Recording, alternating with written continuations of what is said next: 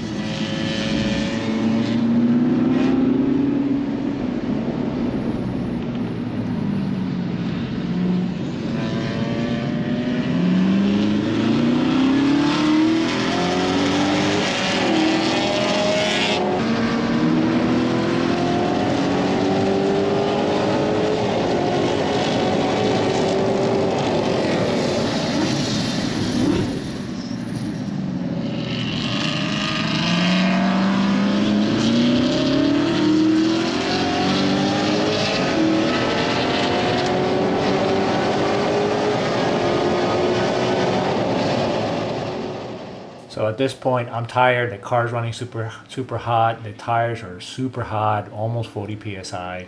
But you know, I've cut through all this traffic, and I'm just gonna try to send it at least for the one clean lap that I can get.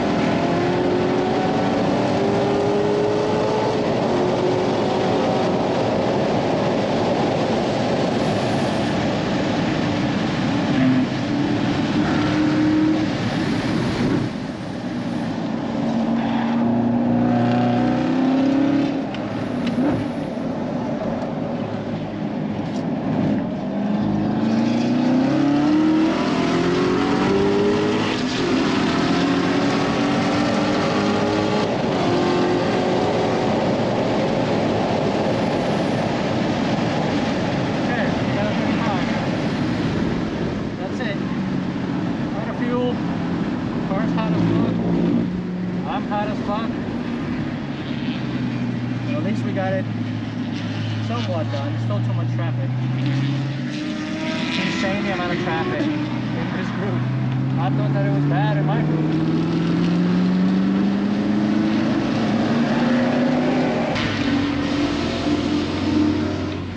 Okay, so 135.9, best I can muster. But that was at the end of the session.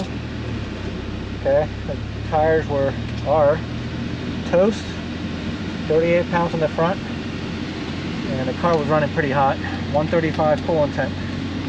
So definitely not ideal, man.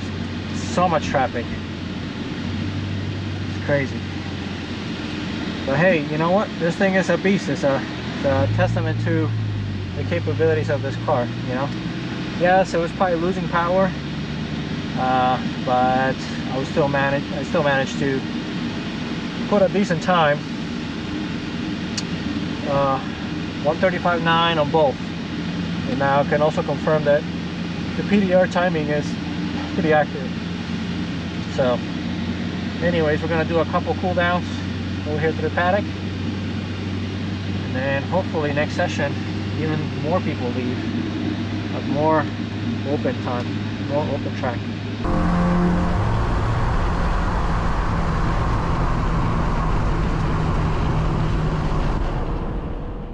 So at the end of the day, I went out with my buddy Tad. You know, he needed some pointers around the track.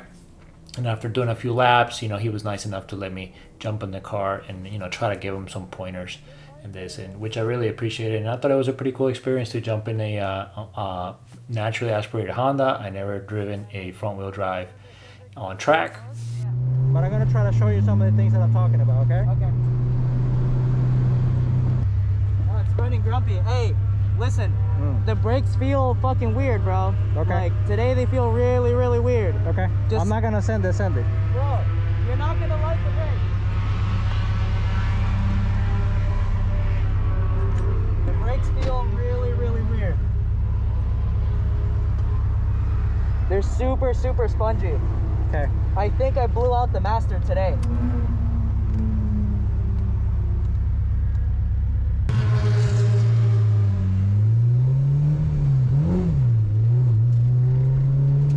super short. Now this car has no power steering, which I was definitely not ready for, and he was having some major brake issues. So I wasn't feeling 100% confident, and also obviously not my car, so I wasn't really going to send it.